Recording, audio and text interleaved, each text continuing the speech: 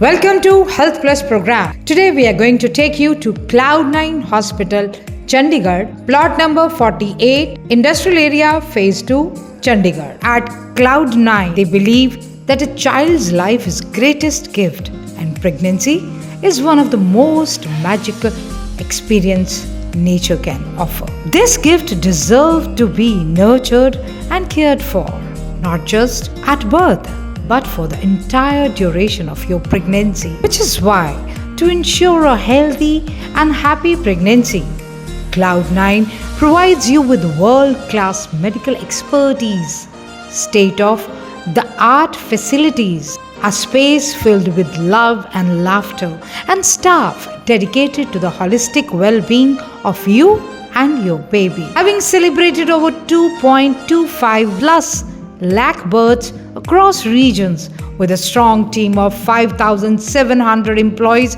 and 2,000 plus doctors of 40 plus years experience of average experience in the past years. Cloud9 has expanded its reach to multiple facilities across India while continuing to maintain and excel in international standards of care. It is still going strong with plans to reach every woman and child across the country. Our team had a word with doctors who are serving at Cloud9. Let's visit Cloud9 Hospital, Chandigarh. दर्शकों, Punjab plus channel पे आपका स्वागत है। आज हम आपको मिलाने जा रहे हैं डॉक्टर मोनिका अग्रवाल जी के साथ, जो हाई रिस्क प्रेगनेंसीज के माहिर हैं और ऑब्स्टेट्रिक गायनी में लंबे समय से आपने सेवाएं दे रहे हैं। डॉक्टर साहब, स्वागत है आपका हमारे स्पेशल शो में। Thank you sir, thank you मुझे अपने शो में बुलाने के लिए बहुत बहुत धन्यवाद। ऐसा क्या कहना चाहेंगे कि पहले तो कंसीव करना बहुत मुश्किल है आजकल, और उसके बाद डिलीवरीज, क्या कहना चाहेंगे कि जैसे जैसे दिन बीतते जा रहे हैं सिचुएशंस और प्रेशर हो रही है? सर, ये बात आपकी बिल्कुल सही है कि कंसीव करना मुश्किल है। वो इसलिए कि आजकल के लोगों का लाइफस्टाइल बहुत अलग हो गया है। आजकल लोगों को एक्सरसाइज करना, खाने पीने में बहुत गड़बड़ है, प्लस खाना नकली बहुत मिलता है। इस कारण सब लोगों की सेहत खराब हो जाती है और कंसीव करना मुश्किल है। फिर कंसीव जब कर जाते हैं तो प्रेगनेंसी थोड़ी हाई रिस्क में आ जाती है, तो वो हमें ध्यान से देखना पड़ता है कि प्रेगनेंसी कैसे कैसे ठीक से प्रोग्रेस करे और एक सेफ डिलीवरी और हेल्दी बेबी मिल पाए कपल को। उसके लिए हम काफ़ी उनको कंसीव करने से पहले भी एक बार उनको देखते हैं कि उनकी सारी जो बीमारियां हैं वो हम देख पाएँ और उनको उसके बारे में एडवाइस कर पाएँ।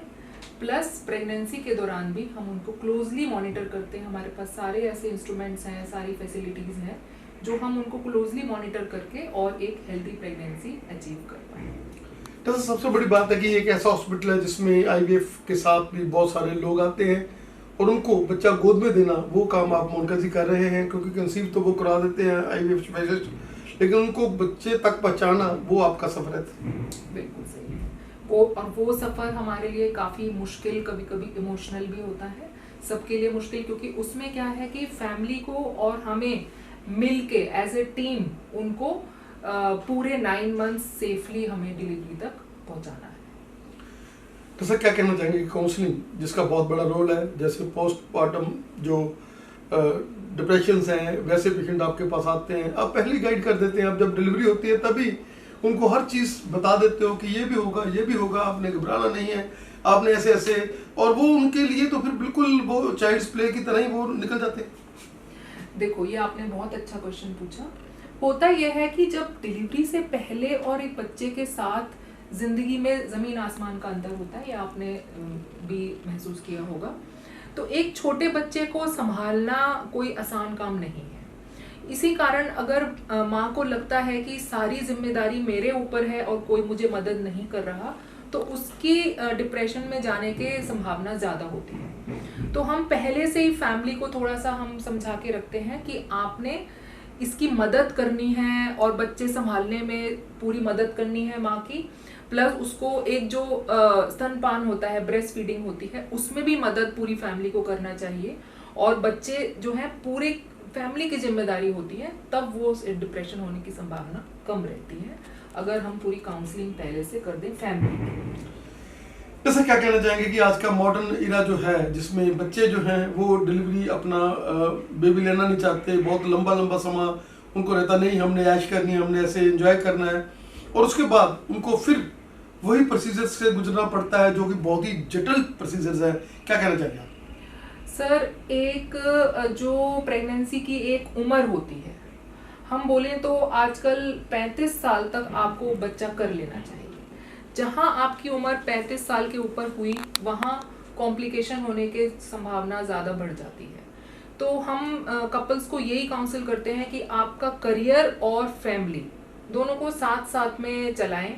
करियर भी ज़रूरी है बट साथ में फैमिली भी साथ चलाएं, जिससे कि उम्र बढ़ने के साथ और चीज़ें कॉम्प्लिकेशन बढ़ने का इंतज़ार ना करें और फैमिली साथ में हम स्टार्ट करें। कहना चाहेंगे कि एक वर्ल्ड क्लास इंस्टीट्यूशन जिसमें पहले कंसीव करने के लिए इनफर्टिलिटी के डॉक्टर, फिर आप लोग गायनी के जो मंजिल तक पहुंचाना, उसके बाद बहुत बड़ा पेडियाट्रिक यूनिट जो यहाँ पर स्थित है, ये हॉस्पिटल एक वरदान है उन लोगों के लिए जो चाहते हैं कि हमारा बच्चा हमारी गोद में बिल्कुल हेल्दी खेले। सर, आपने बहुत अच्छा पहचाना। ये एक स्पेस ऐसी थी जहाँ पे हमें बहुत नीड थी ऐसे हॉस्पिटल की, जहाँ की अंडर वन रूफ, एक ही छत के नीचे उन्हें सारी सुविधाएं उपलब्ध हों और उन्हें इधर उधर भागना ना पड़े। प्रेगनेंसी की हालत में इधर उधर भागना, अल्ट्रासाउंड कराने, कभी जांचें कराने, वो बहुत मुश्किल होता है। तो वो राइट फ्रॉम कंसीविंग यहाँ आते हैं, पूरे 9 मंथ्स की जर्नी हमारे साथ गुजारते हैं, फिर उनकी हेल्दी एक डिलीवरी होती है। फिर डिलीवरी के बाद उनको बच्चे वाले डॉक्टर हैं, स्तनपान लैक्टेशन काउंसलर्स, फिजियोथेरेपिस्ट, डाइटिशियंस, सब यहीं एक छत के नीचे उपलब्ध हैं कि उनको पूरा गाइड करने के लिए, साथ में सही लाइफस्टाइल, डाइट और लाइफस्टाइल की गाइडेंस के लिए भी सब कुछ यहाँ अवेलेबल है। तो मैं कहूँगी कि ये हमारे लिए भी वरदान है। डॉक्टर साहब का बहुत बहुत धन्यवाद हमें समय देने के लिए। बहुत बहुत धन्यवाद मुझे बुलाने के लिए। होप मेरी टॉक से किसी को कुछ फायदा होगा। Thank you so much. अपना चैनल पे आपका स्वागत है। आज हम आए हैं क्लाउड9 हॉस्पिटल चंडीगढ़ और बात कर रहे हैं IVF के एक पॉइनियर के साथ जो पिछले लंबे समय से अपनी सेवाएं दे रहा है। हमारी मुलाकात है डॉक्टर नवजोत कौर जी के साथ। नवजोत जी, स्वागत है आपका हमारे स्पेशल शो में। Thank you. जैसा वो समय जब लोग बहुत ही कम इस चीज़ को शेयर करते थे कि इनफर्टिलिटी बहुत बड़ा एक टैबू होता था, और आज का समय क्या कहना चाहेंगे कि आज लोग एक्सेप्ट भी कर रहे हैं और इनफर्टिलिटी का रेट भी बढ़ रहा है?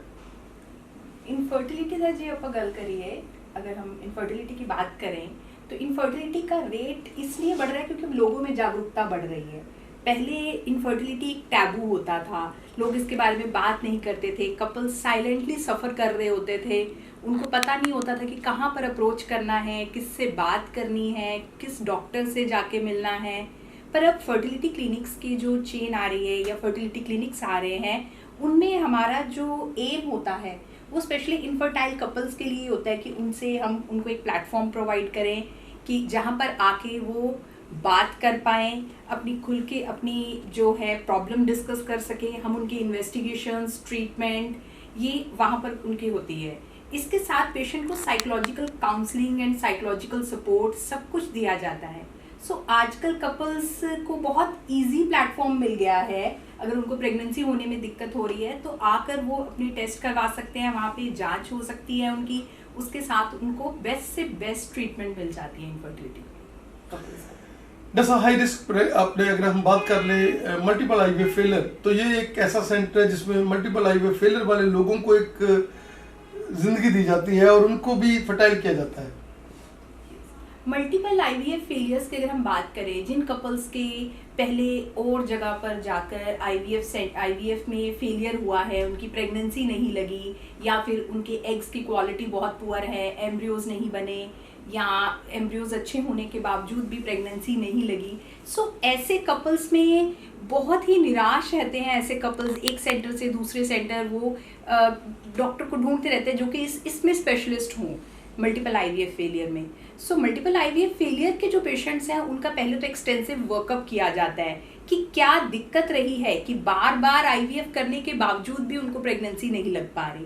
सो ऐसे कपल्स में पहले हम वर्कअप करते हैं, वो फैक्टर्स ढूंढते हैं जिनके कारण इनकी प्रेगनेंसी पहले नहीं लग पाई, उनको करेक्ट करके तो वो पेशेंट्स भी प्रेगनेंसी अचीव कर सकते हैं।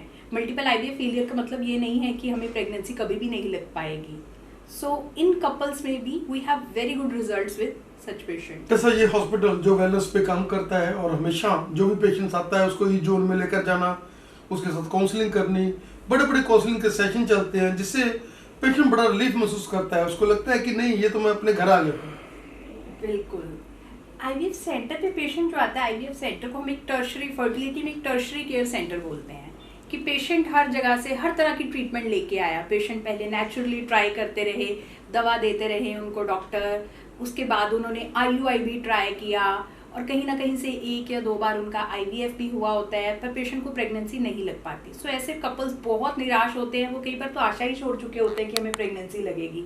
सो ऐसे कपल्स को सबसे पहले हम उनकी साइकोलॉजिकल काउंसलिंग करते हैं, उनको साइकोलॉजिकल सपोर्ट देते हैं कि yes you can do it, आप अभी हार मत मारो, हार नहीं माननी है आपने, इसमें आपकी प्रेगनेंसी लगेगी। सो ऐसे कपल्स को सबसे पहले साइकोलॉजिकल काउंसलिंग, उसके बाद उनका पूरा वर्कअप करके फिर हम उनका IVF की प्रक्रिया शुरू करते हैं। एंड बहुत सारे कपल्स हमारे पास ऐसे रहे हैं जो कि फर्स्ट अटेम्प्ट में ही they have conceived and they have delivered a healthy baby after 9 months। Doctor साहब, NRS की बड़ी चेन आपके साथ अटैच है और अभी भी आपको लोग जो है दिसंबर का और जनवरी के जो है टाइमिंग ले रहे हैं, क्या कहना चाहेंगे कि बहुत बड़ी चेन है Cloud9 की फॉर्म में? यस, ये जो दिसंबर जनवरी का टाइम है, इस टाइम पे NRIs मोस्टली इंडिया विजिट करते हैं। सो इस टाइम पे वो अपने IVF ट्रीटमेंट के लिए भी प्लान करते हैं। तो ऐसे पेशेंट्स हमारे साथ इसी समय अक्टूबर नवंबर के समय वो हमारे साथ ऑनलाइन सेशन लेते हैं, पहले ऑनलाइन कंसल्टेशन, उससे हम उनकी रिपोर्ट्स उनसे डिस्कस करते हैं और फिर उनको हम उनके पीरियड्स के हिसाब से या उनका जिस तरह से ट्रीटमेंट होना है उस हिसाब से एक डेट देते हैं कि दिसंबर में आपने इस टाइम पे अपनी फ़्लाइट बुक करनी है और फिर आपने इसलिए आता कि मिनिमम समय में हम पेशेंट को रिजल्ट दें और पेशेंट प्रेगनेंसी के साथ फ्लाई बैक करे। अगर पेशेंट यहाँ पर अपनी पूरी प्रेगनेंसी की जर्नी हमारे साथ कंटिन्यू करना चाहते हैं तो उन पेशेंट्स को भी यहाँ पे बेस्टेस्ट केयर मिलती है और वो पेशेंट अपने बेबी के साथ फ्लाई करते हैं वापस अपनी कंट्री में। जैसे एक ऐसा हॉस्पिटल जिसमें पीस ऑफ माइंड पूरी बरकरार है, यहाँ पर पूरी टीम है, यहाँ पर कोई प्रेशर नहीं है, क्योंकि जो IVF वाले हैं उनका माइंड ही केवल एंड केवल इनफर्टिलिटी पे है। जो गैनी वाले हैं उन्होंने गैनी का काम करना है। क्या कहना चाहेंगे कि डिस्ट्रीब्यूटेड है हर काम और हम लोग इजी गोइंग ढंग से एंजॉय करते हैं और पेशेंट्स को भी जो हमारे साथ जुड़ जाते हैं वो एक Cloud9 फैमिली बन रही है।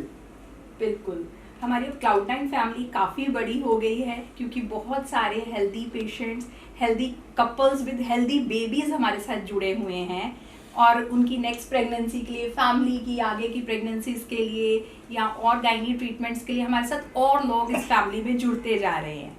सो ये हमारे पास काफ़ी बड़ी फैमिली है और इसमें हर स्पेशलिटी के डॉक्टर्स हैं। इनफर्टिलिटी के लिए हमारे अलग डॉक्टर्स हैं, ऑब्स एंड गायनी के लिए अलग डॉक्टर्स हैं।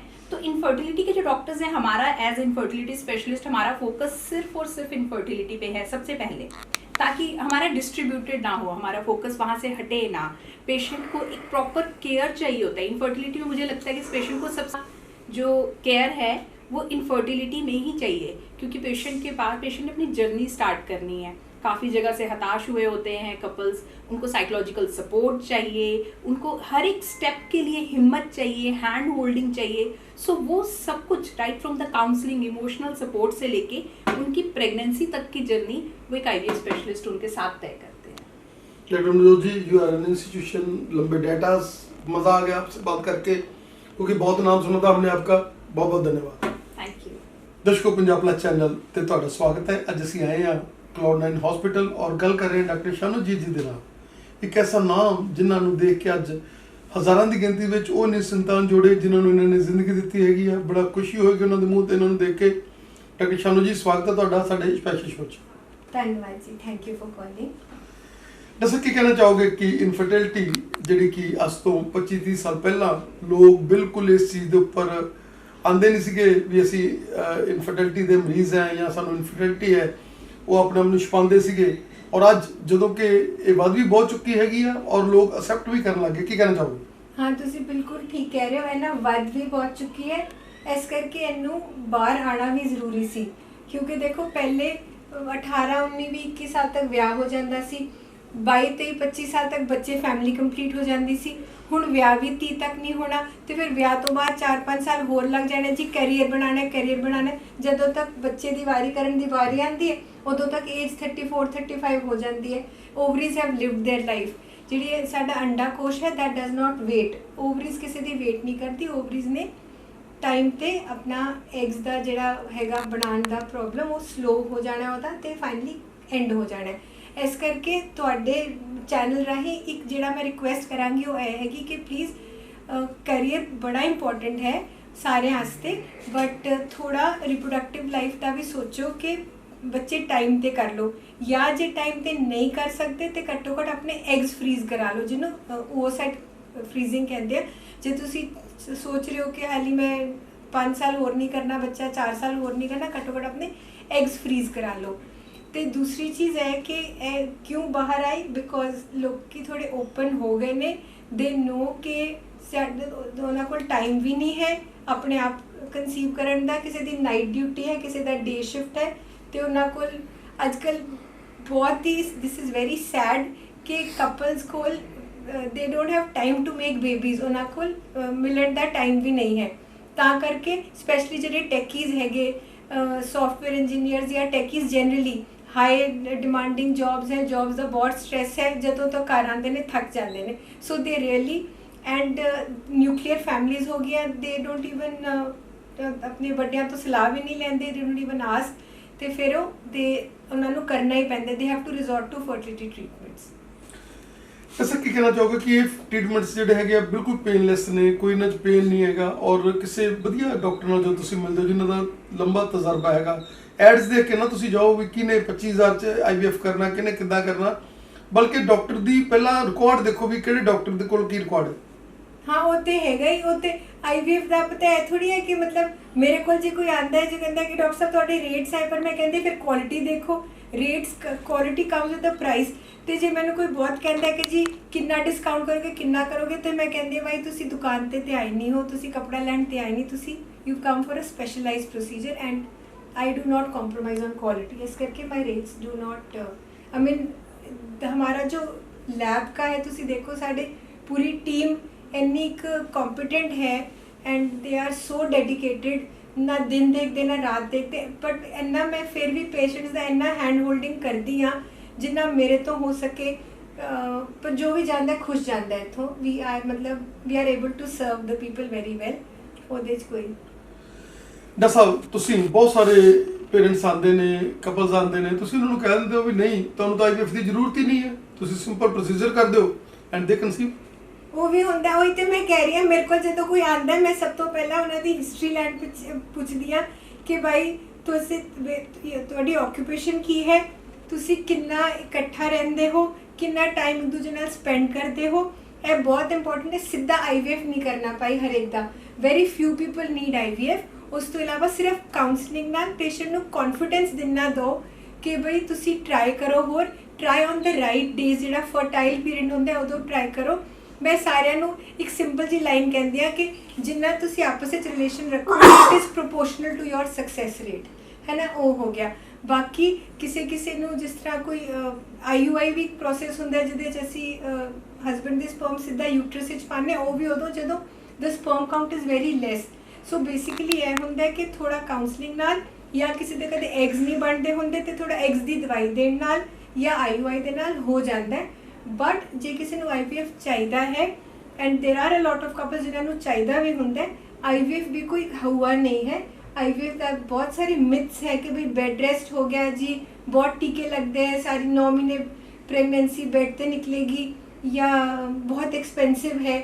ਉਹ ਸਾਰਾ it is not like that. IVF जिस तरह होर साड़ी सर्जरीज हैं, deliveries, hysterectomies, IVF is just equivalent to that. इसमें कोई इतना ज़्यादा नहीं है और कोई बेड रेस्ट की ज़रूरत नहीं, बल्कि असी कहते हैं कि जिन्ना तुहाडा ब्लड सर्कुलेट करता है, जिन्ना खून का दौरा होंदा है, उन्ना अच्छा एम्ब्रियो बनता है, उन्नी अच्छी प्रेगनेंसी चलती है। सो आई टेल एवरीबडी तुसी जिथे जाते हो काम करते हो, करो काम कर रहे हो, योगा करो, वॉक करो। प्रेगनेंसी बहुत ही कोई 100 चो 4 या 5 लोग ही होंगे जिन्हां दी पिक्यूलियर प्रॉब्लम्स होंदी है। सर्विक्स छोटा, बहुत बड़े फाइब्रोइड जिन्हां दा सानू लगदा है डर के ਟਾਈਮ ਤੋਂ ਪਹਿਲਾਂ ਨਾ ਹੋ ਜਾਏ ਬੱਚਾ। ਉਹਨਾਂ ਤੋਂ ਇਲਾਵਾ ਅਸੀਂ ਕਿਸੇ ਨੂੰ ਬੈੱਡ ਰੈਸਟ ਨਹੀਂ ਕਹਿੰਦੇ। ਮੇਲ ਇਨਫਰਟੀਲਿਟੀ ਲਈ ਵੀ ਇਹ ਹਸਪੀਟਲ ਮੰਨਿਆ ਜਾਂਦਾ ਹੈਗਾ, ਔਰ ਉਹਦੇ ਵਿੱਚ ਤੁਸੀਂ ਬਸ ਇੱਕ ਵਾਰੀ ਬੰਦਾ ਆ ਜਾਵੇ ਤੁਹਾਡੇ ਕੋਲੇ ਔਰ ਤੁਹਾਨੂੰ ਫੋਲੋ ਕਰ ਲਵੇ ਐਂਡ ਹੀ ਕਨਸੀਵਸ। ਮੈਡਮ ਉਹਦੀ ਕਨਸੀਵ ਕਰ ਦਿੰਦੀ? ਹਾਂਜੀ ਹਾਂ, ਕਰ ਜਾਂਦੀ ਹੈ। ਬਿਕੋਜ਼ ਪਤਾ ਹੈ ਕਿ ਅੱਛਾ ਦੂਸਰੀ ਗੱਲ ਪਤਾ ਕੀ ਹੈ, ਵੈਨ ਵੀ ਸੀ ਅ ਕਪਲ ਨਾ ਅਸੀਂ ਕੀ ਕਹਿੰਦੇ ਹਾਂ, ਅਸੀਂ ਨਾ 90% ਅਟੈਂਸ਼ਨ ਨਾ ਫੀਮੇਲ ਵੱਲ ਦੇ ਦਿੰਦੇ ਹਾਂ। You have to give equal attention to the male partner. ਭਾਈ ਉਹਦਾ ਲਾਈਫ ਸਟਾਈਲ ਪੁੱਛੋ, ਉਹਦਾ ਸਟ੍ਰੈਸ ਪੁੱਛੋ, ਤੇ ਫਿਰ ਕਈ ਚੀਜ਼ਾਂ ਹੁੰਦੀਆਂ ਲਾਈਫ ਸਟਾਈਲ 'ਚ ਉਹਨੇ ਵਾਈਫ ਨਾਲ ਵੀ ਨਹੀਂ ਡਿਸਕਸ ਕੀਤੀਆਂ ਹੁੰਦੀਆਂ, ਯੂ ਆਸਕ ਦੈਟ। ਤੇ ਅੱਜ ਕੱਲ੍ਹ ਮੇਲ ਇਨਫਰਟੀਲਿਟੀ ਦੀ ਵੀ ਜਿਹੜੀ ਦਵਾਈਆਂ ਹੈਗੀਆਂ ਉਹ ਬਹੁਤ ਵਧੀਆ ਹੋ ਗਈਆਂ। ਅੱਜ ਕੱਲ੍ਹ ਕਿੰਨੇ ਸਾਰੇ ਜੋ ਪਿਛਲੇ 3-4 ਸਾਲਾਂ 'ਚ ਹੀ ਇੱਕ ਨਵਾਂ ਕ੍ਰਾਈਟੀਰੀਆ ਹੈ, ਵੀ ਕਾਲ ਇਟ ਐਫਰੋਡਾਈਟ ਕ੍ਰਾਈਟੀਰੀਆ। ਉਹਦੇ ਨਾਲ ਅਸੀਂ ਮੇਲ ਇਨਫਰਟੀਲਿਟੀ ਬਹੁਤ ਵਾਰੀ ਦਵਾਈਆਂ ਜਾਂ ਇੰਜੈਕਸ਼ਨਸ ਨਾਲ ਵੀ ਟਰੀਟ ਕਰ ਦਿੰਦੇ ਹਾਂ। ਪਰ ਜੇ ਬਹੁਤ ਹੀ ਜ਼ਿਆਦਾ ਕਾਊਂਟਸ ਬਹੁਤ ਘੱਟ ਹੋਣ ਤੇ ਉਹਨਾਂ 'ਚ ਵੀ IVF ਲੱਗਦਾ। ਇਕਸੀ ਉਹਨੂੰ ਕਹਿੰਦੇ ਆ, ਇੰਟਰਾਸਾਈਟੋਪਲਾਜ਼ਮਿਕ ਸਪਰਮ ਇੰਜੈਕਸ਼ਨ ਇਕਸੀ। ਬਹੁਤ ਹੀ ਘੱਟ ਸਪਰਮ ਕਾਊਂਟ ਨਾਲ ਉਹ ਇਕਸੀ ਲੱਗਦਾ ਹੈ। तो male infertility is also treatable, कोई नहीं है गल। बस एक साफ सुथरा एटमोसफेयर जिथे स्टरलाइजेशन का बड़ा ध्यान रखा जाता और क्लाउड9 ਜਿਹੜੇ ਵੀ ਪੇਸ਼ੈਂਟ ਆਉਂਦੇ ਨੇ, ਕਿਉਂਕਿ ਜਦੋਂ ਇਨਫਰਟੀਲਿਟੀ ਦੇ ਪੇਸ਼ੈਂਟ ਆਉਂਦੇ ਨੇ IVF ਦੀ ਗੱਲ ਚੱਲਦੀ ਹੈਗੀ ਆ, ਤਾਂ ਇੱਥੇ ਇੱਕ ਵਰਲਡ ਕਲਾਸ ਫੈਸਿਲਿਟੀਆਂ ਜਿਹੜੀਆਂ ਹੈਗੀਆਂ, ਵਰਲਡ ਕਲਾਸ ਕਾਉਂਸਲਰ ਔਰ ਜਿਸ ਤਰੀਕੇ ਨਾਲ ਤੁਹਾਡਾ ਲੰਬਾ ਐਕਸਪੀਰੀਅੰਸ, ਇਹ ਸਾਰੀਆਂ ਚੀਜ਼ਾਂ ਜਦੋਂ ਮਿਲਦੀਆਂ ਔਰ ਇੱਥੇ ਬੜਾ ਤਗੜਾ ਸਟਾਫ ਹੈਗਾ ਜਿਹੜਾ ਇਨਫਰਟੀਲਿਟੀ ਨੂੰ ਟ੍ਰੀਟ ਕਰਦਾ ਹੈਗਾ। ਗਾਇਨੋਕੋਲੋਜਿਸਟ ਸਾਡੇ ਕੋਲੇ ਹੈਗੇ ਆ, ਪੈਡੀਟੀਸ਼ੀਅਨ ਸਾਡੇ ਕੋਲੇ ਆ, ਨਿੱਕੂ ਸਾਡੇ ਕੋਲ ਹੈਗਾ, ਪਿੱਕੂ ਸਾਡੇ ਕੋਲ ਹੈਗਾ। ਅਸੀਂ ਕੋਖ ਤੱਕ ਮਾਂ ਦੀ ਕੁੱਖ ਤੱਕ ਦਾ ਜਿਹੜਾ ਹੈਗਾ ਸਾਰਾ ਧਿਆਨ ਰੱਖਦੇ ਆ। ਬੇਬੀ ਉਹਦੇ ਹੱਥ ਦੇ ਵਨ ਰੂਫ। ਹਾਂ, ਮੈਂ ਤੇ ਕਰਦਿਆਂ ਨੂੰ ਵੀ ਆਈ ਬੀਨ ਡੂਇੰਗ ਇਟ ਫॉर ਮਤਲਬ 20 ਸਾਲ ਹੋ ਗਏ ਮੈਨੂੰ ਤੇ IVF ਦਾ ਕੰਮ ਕਰਦੇ ਨੂੰ। ਤੇ ਸਾਡੀ ਸਟਰਲਾਈਜੇਸ਼ਨ ਦਾ ਇੰਨਾ ਹੈ ਕਿ ਅਸੀਂ ਹਰ ਫਲੋਰ ਤੇ ਐਂਟਰੀ ਰਿਸਟ੍ਰਿਕਟਡ ਹੈ। ਸਾਡੀ ਚੱਪਲਾਂ ਦਾ ਡਿਜ਼ਾਈਨ ਤੇ ਕਲਰ ਵੀ ਡਿਫਰੈਂਟ ਹੈ। IVF ਦੀ ਚੱਪਲ ਕਿਤੇ ਬਾਹਰ ਨਹੀਂ ਜਾ ਸਕਦੀ। ਤੇ ਜਦੋਂ ਮੈਂ ਮਤਲਬ ਅੱਜ ਮੈਂ ਲਿਪਸਟਿਕ ਲਾਈ ਹੋਈ ਹੈ ਕਿਉਂਕਿ ਮੈਂ ਇੰਟਰਵਿਊ ਦੇਣੀ ਸੀ, ਨਹੀਂ ਤੇ I do not allow any makeup, any lipstick, any deodorants in my IVF lab. ਮੇਰਾ ਸਾਰਾ ਡਿਪਾਰਟਮੈਂਟ ਦੇਖੋ ਬਿਨਾਂ ਲਿਪਸਟਿਕ ਦੇ, ਬਿਨਾਂ ਮੇਕਅਪ ਦੇ ਆਉਂਦਾ। ਮਤਲਬ ਜਿਸ ਦਿਨ ਮਤਲਬ ਨੋਰਮਲੀ ਇਹੀ ਹੁੰਦਾ ਸਾਡੇ ਨਾਲ ਕਿ ਵੀ ਡੂ ਨਾਟ, ਮਤਲਬ ਮੈਂ ਤੇ ਇੰਨਾ ਧਿਆਨ ਰੱਖਦੀ ਹਾਂ ਕਿ ਬਿਕੋਜ਼ ਨਾ ਕੌਸਮੈਟਿਕਸ ਵਿੱਚ ਵੀ ਇੱਕ ਚੀਜ਼ ਹੁੰਦੀ ਹੈ VOCs, ਵੋਲੇਟਾਈਲ ਆਰਗੈਨਿਕ ਕੰਪਾਊਂਡਸ। ਅਸੀਂ ਨਹੀਂ ਚਾਹੁੰਦੇ ਕਿ ਮਤਲਬ ਥੋੜੀ ਜੀ ਸਨਕ ਚਾਹੀਦੀ ਹੁੰਦੀ। ਮੈਂ ਸਾਰਿਆਂ ਨੂੰ ਕਹਿੰਦੀ IVF ਦਾ ਰਿਜ਼ਲਟ ਦੇਣਾ ਸਿਰਫ ਥੋੜਾ ਸਨਕੀ ਹੋਣਾ ਪੈਂਦਾ ਤੇ ਮੈਂ ਤੇ ਮੇਰੀ ਟੀਮ ਹੈ ਉਹ ਵੀ are a little like that. दसा बहुत बहुत धन्यवाद। Thank you so much. दर्शकों, पंजाब प्लस चैनल पे आपका स्वागत है। आज हम आए हैं क्लाउड9 हॉस्पिटल चंडीगढ़ और बात करेंगे डॉक्टर प्रज्ञा गोविंद जी के साथ। डॉक्टर प्रज्ञा जी, स्वागत है आपका हमारे स्पेशल शो में। नमस्कार, थैंक यू जी। डॉक्टर साहब, जब बात चलती है हाई रिस्क प्रेगनेंसीज की, जब तक बात चलती है कि वो कॉम्प्लिकेटेड से कॉम्प्लिकेटेड केस जिनको आपने सॉल्व किया है, तो डॉक्टर प्रज्ञा का नाम जो आता है, क्या कहना चाहेंगे? मैं तो बस यही कहना चाहूँगी कि हाई रिस्क प्रेगनेंसी आजकल हमें बहुत देखने को मिल रही है, क्योंकि एक तो शादियाँ बहुत लेट हो रही हैं, लोग जो हैं वो लेट एज में मैरिज कर रहे हैं, और हमारा जो लाइफस्टाइल है वो इतना अच्छा नहीं है।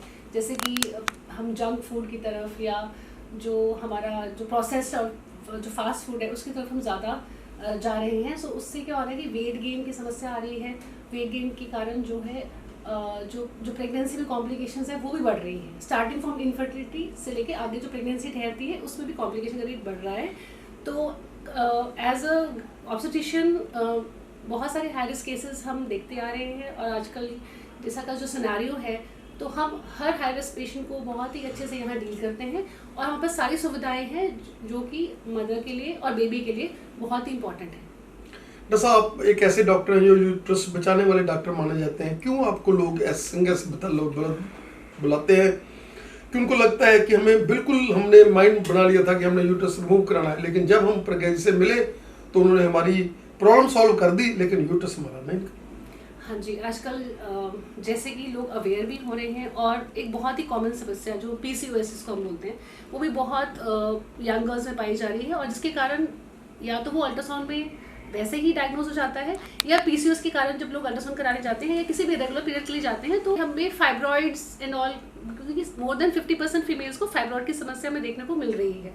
तो फाइब्रॉइड का नाम सुनते ही या बच्चे जाने के जो नॉन कैंसर ट्यूमर जिसको हम बोलते हैं, तो उसकी वजह से पेशेंट को बहुत ज़्यादा एक तरह से पैनिक हो जाता है कि ये हमें क्या हो गया, और उस वजह से वो यूट्रस रिमूवल तक का भी सोच लेते हैं, क्योंकि कोई ना कोई उन्हें गाइड कर देता है, या तो घर में या आसपास के कोई भी जो नॉन स्पेशलिस्ट डॉक्टर होते हैं वो भी कई बार उनको यूट्रस रिमूवल की सलाह दे देते हैं।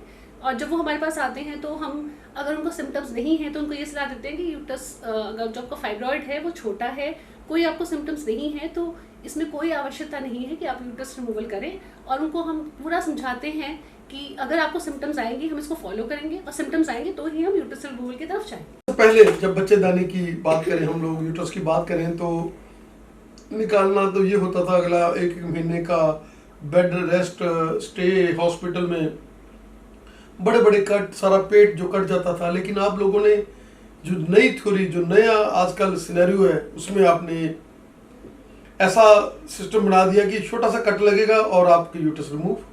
हाँ जी, ये बहुत ही एडवांसमेंट हुई है हमारी साइंस में और बहुत ही अच्छा हुआ महिलाओं के लिए, क्योंकि जिससे आप लैप्रोस्कोपिक जो सर्जरीज है हमारी वो एक की होल के ज़रिए एक दूरबीन डाल के ही सर्जरी का कर लेते हैं। और इससे ये फ़ायदा है कि तो कट बहुत छोटा होता है तो पेन बहुत कम रहती है पोस्ट ऑपरेटिव पेशेंट को, और रिकवरी बहुत फास्ट होती है।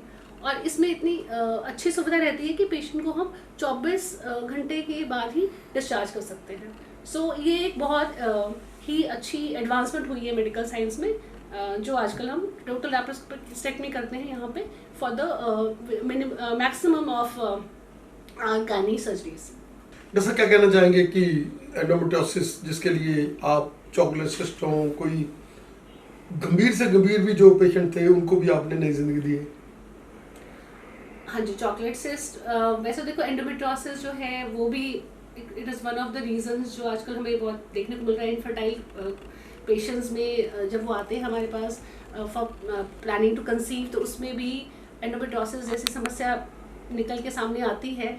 और वो पेशेंट्स यूजुअली पेन के साथ वहाँ पास मिलते हैं या फिर कंसीविंग की समस्या की वजह से मिलते हैं। तो अल्ट्रासाउंड में ये डायग्नोज होते हैं और इसके भी बहुत सारी ट्रीटमेंट्स हैं, मेडिकल ट्रीटमेंट से लेके सर्जिकल ट्रीटमेंट्स हैं जो भी लैप्रोस्कोपी के द्वारा संभव है। और इसमें भी आप बहुत अगर तरीके से आपने जांच करी तो कंसीविंग की चांसेस बहुत अच्छे हैं। जिसका रेट बहुत ज़्यादा बढ़ रहा है और आप डॉक्टर जो हमेशा यही सलाह देते हैं कि पहले आपको हम इन्वेस्टिगेट करेंगे, आपसे सर आपके ज़िंदगी के बारे में बात करेंगे और फिर उसके बाद हम लोग किसी तथ्य पर पहुंचेंगे कि आप लोगों को किस चीज़ की ज़रूरत है। आईवीएफ की ज़रूरत है तो ये सेंटर आईवीएफ का भी है, और किसी चीज़ की है कोई सिंपल प्रोसीजर है वो भी आप लोग यही कर रहे हैं। क्या कहना चाहेंगे कि टर्शियरी केयर और एक ऐसा हॉस्पिटल क्लाउड9 जिसमें हर तरह की हमें सुविधाएं मौजूद हैं? हाँ जी, ये देखिए ये बहुत ही एक मरीज़ के लिए, फीमेल्स के लिए बहुत ही एक अंडर वन रूफ हम फैसिलिटीज़ प्रोवाइड करते हैं, जिसमें right from the adults and girls से लेके ओल्ड एज तक सारी सुविधाएं हैं। और इसमें ये फ़ायदा है कि जो एक मरीज़ को एक पैनिक होता है कि हम मल्टी स्पेशलिटी में जाके और डिजीज़ को कैच ना कर लें, क्योंकि वहाँ पे बहुत डिफरेंट टाइप के पेशेंट्स आते हैं जिनसे आप इन्फेक्शंस कैच कर सकते हो। तो वो यहाँ पे क्लाउड9 में एक, जैसे मान लो प्रेगनेंसी वाली पेशेंट है तो उनको एक हेल्थी एनवायरनमेंट चाहिए, तो उस वे में ये हॉस्पिटल अंडर वन रूफ सारी सुविधाएं प्रदान करता है। प्रेगनेंसी का एक बहुत हाइजीनिक सेटअप है, देन हमारे पास पूरा अल्ट्रासाउंड की सुविधा है, पीडियाट्रिशियन जो हमारे बहुत ही नॉलेजेबल और बहुत ही एक्सपीरियंस वाले डॉक्टर्स यहाँ अवेलेबल हैं। सो इवन जो हमारे और भी सुविधाएं हैं वो बहुत ही अप टू डेट हैं। सो पेशेंट्स के लिए ये बहुत ही अच्छा सेटअप है for any gynae problem, any pregnancy problem. कहना चाहेंगे कि आपका भी 20 साल से ज़्यादा का एक्सपीरियंस है और आपने ओपन सर्जरीज भी की हैं, आपने ओपन भी बच्चेदानी के केसेस किए हैं, अब आप तो दूरबीन के साथ भी कर रहे हैं, तो हर तरह का एक्सपीरियंस यहाँ पर हैंड है। हाँ जी, अब थोड़ा सा ओपन सर्जरीज की तरफ हमारा जो है वो हमारा रुझान है वो कम है, बिकॉज हम लैप्रोस्कोपिक सर्जरीज, क्योंकि वो पेशेंट के लिए बहुत फ़ायदेमंद है और पेशेंट्स भी खुद चाहते हैं कि वो लैप्रोस्कोपिक सर्जरीज की तरफ जाएं, तो वही हम यहाँ पे ज़्यादा पेशेंट को उसके बारे में मोटिवेट भी करते हैं और पेशेंट भी खुद चाहते हैं कि हमारी लैप्रोस्कोपिक सर्जरी हो। तो क्योंकि ओपन सर्जरीज के बहुत सारे साइड इफेक्ट, पर हाँ कुछ केसेस में जहाँ पे लैप्रोस्कोपिक सर्जरी पॉसिबल नहीं है उनमें हमारी टीम एक्सपर्ट है, हम लोग यहाँ पे ओपन सर्जरीज भी करते हैं। डॉक्टर आपका बहुत बहुत धन्यवाद समय देने के लिए। धन्यवाद जी। इस चैनल पे आपका स्वागत है। आज हम आए हैं क्लाउड9 हॉस्पिटल चंडीगढ़ और बात कर रहे हैं डॉक्टर कंची खुराना जी के साथ, जो कि एक रिनोन नेम है, जिन्होंने बहुत लंबे समय से गायनी ऑब्स्टेट्रिशियन के तौर के ऊपर और इन्फर्टिलिटी स्पेशलिस्ट के तौर के ऊपर सेवाएं दी है। डॉक्टर कंची जी, स्वागत है आपका हमारे स्पेशल शो में। Thank you sir, thank you so much. ऐसा क्या कहना चाहेंगे कि जैसे आपका एक्सपीरियंस बढ़ रहा है, आप दिन ब दिन उन बेऔलाद जोड़ों के लिए एक वरदान बनकर आ रहे हैं जिनको कहीं से भी आस नहीं होती, क्या कहना चाहेंगे कि इतना तजर्बा हो चुका है आपका कि आप तो पहले जैसे को हाथ लगा कर ही बता देते थे कि ये प्रॉब्लम है, और अब तो आपके पास मशीनरी भी आ गई, क्या कहना चाहेंगे? देखिए सर, सबसे पहले तो जो इनफर्टिलिटी की समस्या है ना, ये जो निसंतानता या बे औलाद जिसको बोलते हैं, ये बढ़ रही है। और अगर हम बात करें तो 100 में से कम 30 से 40 कपल्स आजकल इस प्रॉब्लम से पीड़ित हैं। अगर हम बात करें तो 1 in 6 कपल्स जिसको बोलते हैं, अगर 100 में से बात करें तो 30 से 40 कपल्स इस प्रॉब्लम से पीड़ित हैं। और लोगों को ये लगता है कि ये एंड ऑफ रोड है बेसिकली, क्योंकि इनफर्टिलिटी एक ऐसी समस्या है ना, एक तो जो इससे जूझ रहा होता है उसके लिए वो एक बहुत इमोशनल जर्नी है, सिर्फ मेडिकल जर्नी नहीं है, बहुत इमोशनल जर्नी होती है, क्योंकि उसके आसपास के लोग प्रेग्नेंट हो रहे हैं, उसके ऊपर खुद का प्रेशर है, सोशल प्रेशर कितना है, फ्रेंड्स का कितना प्रेशर है, और प्लस घर पे जो मम्मी पापा हैं वो कंटिन्यूसली उनको पेस्टर करते रहते हैं, बोलते रहते हैं। वो बेचारे चाह के भी कई बार बोल भी नहीं पाते, और जब वो ट्रीटमेंट स्टार्ट करना चाहते हैं तो कई बार पेरेंट्स ये भी बोलते हैं कोई बात नहीं, अपने आप हो जाएगा, देखते हैं, देखते हैं। सो ये प्रॉब्लम हमारे इंडियन सिनारियो की है। अब क्योंकि मेडिकल साइंस इतना एडवांस हो गया है तो इनफर्टिलिटी की ट्रीटमेंट भी बहुत एडवांस हो गई है। अब सिर्फ ऐसा नहीं है कि आप मेडिसिन दो और उसी से ट्रीटमेंट कर लो। आजकल IVF एक बहुत अच्छा प्लेयर है। IVF से कितने लोगों को प्रेगनेंसी जल्दी कंसीव होता है, पर लोगों के मन में गलतफहमी ये बहुत है कि IVF लास्ट ऑप्शन है। तो इस चैनल के ज़रिए मैं लोगों को ये संदेश देना चाहूँगी कि IVF is not the last option. IVF can be first option for many people. So जब अब क्योंकि हमारे पास बहुत ज़्यादा समय नहीं है, मैं बहुत डिटेल में नहीं बता सकती हूँ, पर देन द थिंग इज़ कि भाई जिनकी ट्यूब्स में प्रॉब्लम है, जिनकी फलोपियन ट्यूब्स में ब्लॉकेज है, या पहले जिनको एक्टोपिक प्रेगनेंसी हुआ है, या जिनके एग्स का काउंट कम है, या जिनके ओवरी में एग्स बिल्कुल भी नहीं है, या जिनके हस्बैंड के सीमन में शुक्राणु का मात्रा कम है, या हस्बैंड के सीमन में बिल्कुल भी शुक्राणु नहीं है, उन सब के लिए IVF फर्स्ट ऑप्शन है। तो इसमें आपको ज़्यादा घूमने फिरने और इधर उधर जाने की ज़रूरत नहीं है। आप एक फर्टिलिटी स्पेशलिस्ट के पास आइए, अपना कंसल्टेशन लीजिए, हस्बैंड और आप दोनों आइए, आप दोनों अपने इन्वेस्टिगेशंस कराइए, और ये प्रॉब्लम जो है आपकी जल्दी से जल्दी सॉल्व हो जाएगी। IVF से प्रेगनेंसी का जो सक्सेस रेट है वो 70% है, किसी भी और फर्टिलिटी ट्रीटमेंट से सबसे ज़्यादा। तो हम ये ना सोचें कि जो इनफर्टिलिटी की जर्नी है ये एंड ऑफ द रोड है। दूसरा, मेल और फीमेल पार्टनर्स, क्योंकि दोनों इनफर्टिलिटी के कॉजल फैक्टर्स होते हैं, ऐसा भी नहीं है कि सिर्फ फीमेल ही कॉज है इनफर्टिलिटी का। और जब भी आप हॉस्पिटल आएँ, हस्बैंड और वाइफ दोनों आएँ, अपने टेस्ट कराएँ, अपने सारे अल्ट्रासाउंड कराएं, अपना सीमन के पैरामीटर्स कराएं, और अगर डॉक्टर आपको एडवाइस करता है कि आपको IVF करने की ज़रूरत है तो उससे कतराएं नहीं। It is a very easy option, it is very safe, it is very effective as well. ऐसा मल्टीपल IVF फेलियर्स जिसके लिए ये हॉस्पिटल एक वरदान है उन जोड़ों के लिए जो बहुत ज़्यादा थक चुके होते हैं, जिनको ये लगता कि नहीं अभी नहीं, वो फिर कहते हैं नहीं आओ एक बार, आपको इस ऐसी चेन में लेकर चलेंगे, यहाँ पर पीस है, यहाँ पर काउंसलिंग बहुत बड़ा फैक्टर है, यहाँ पर आप लोगों को हर तरह की ट्रीटमेंट मिलेगा, क्या कहना चाहेंगे? आपने बहुत अच्छी बात कही सर कि ये जो मल्टीपल IVF फेलियर है ये बहुत बड़ी प्रॉब्लम है एक्चुअली।